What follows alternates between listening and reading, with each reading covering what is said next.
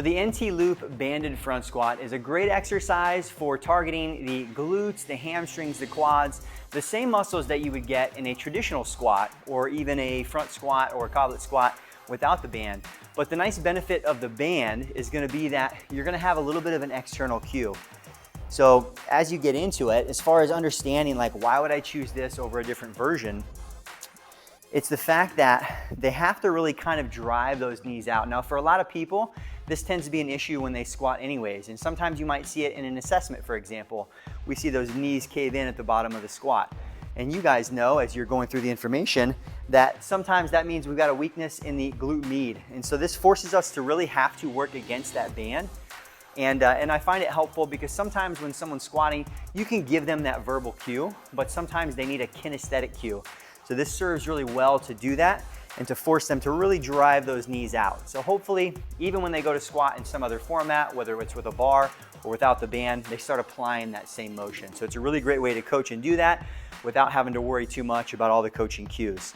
The other thing is, it's also for individuals if they have some lack of ankle range of motion, right? Maybe they struggle with a traditional goblet squat or front squat because they're really bowing forward. They get down to the bottom of that squat, and because the ankles aren't moving, they have nowhere to go but forward.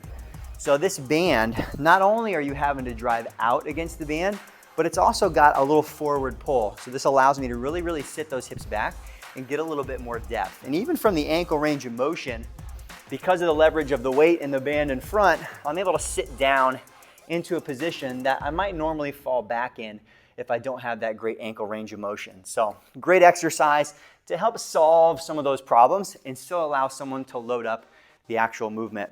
So a few things for you guys too. I think the position in which you anchor the band is important. You can go, I would say, anywhere from knee level to shin level, somewhere right in between. You might find yourself having to fix it to something that's not a perfect height, but a slight downward angle, I think, really allows you to sit back. If you have the band any higher, it kind of starts to pull you in a slightly different direction. And then some of it may be based on comfort, but the placement of that band, we don't want it right on the back of the knee joint because that really is going to kind of pull the knees forward.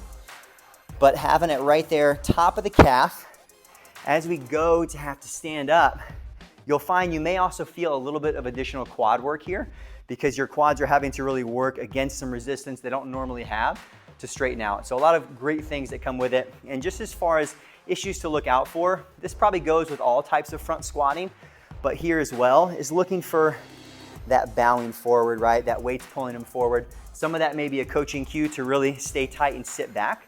Having the comfort, you maybe even have them sit back onto a bench with this initially as you stay up top. And then the other thing just being making sure the tension, all right? And I say tension because you can adjust how far back you are, right? Finding the sweet spot where it's not pulling them too far forward. It's not so much tension that at the bottom they can't get those knees out.